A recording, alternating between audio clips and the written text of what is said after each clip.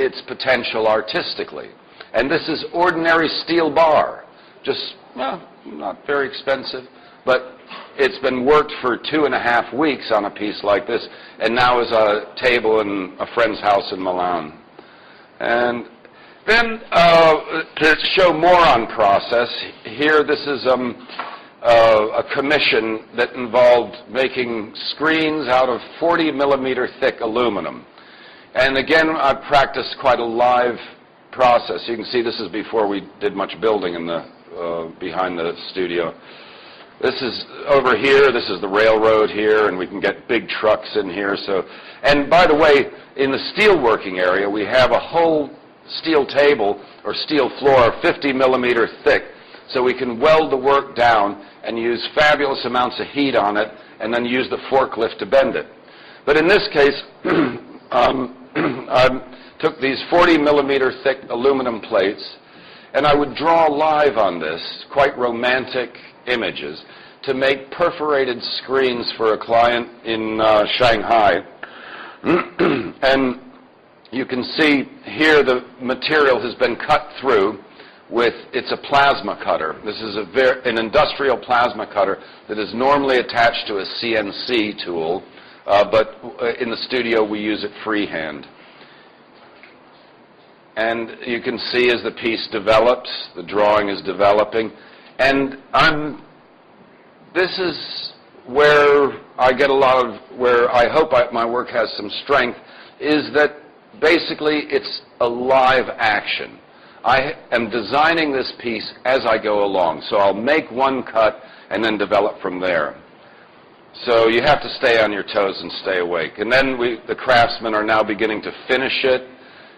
Each one is different. And here we are. And then they're erected and they have pivoting positions on the top and the bottom. They go floor to ceiling, and there are a number of them. And then you can see them in space.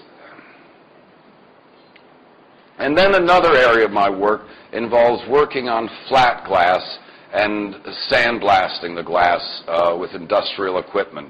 We cut the glass into all kinds of shapes, but you can see here it's a very lively process where the drawing is done on both sides, and it's in effort to get some life into the work.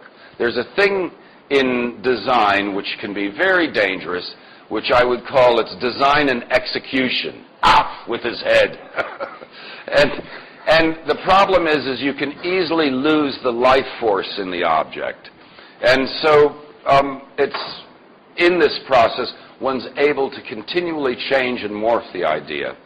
So this is a screen which is just being started here, and it's covered in a plastic material, and then I take all sorts of knives and strange implements and do my design live onto it.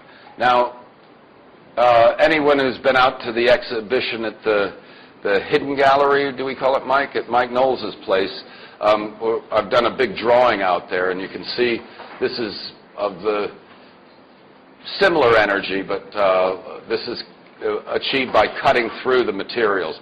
And you can see it has a very soft and delicate quality that's evocative. It somehow gets a very light feeling into it. And then here's a chandelier that goes through, that engages the similar technology with, these are panels of 15 millimeter low iron glass.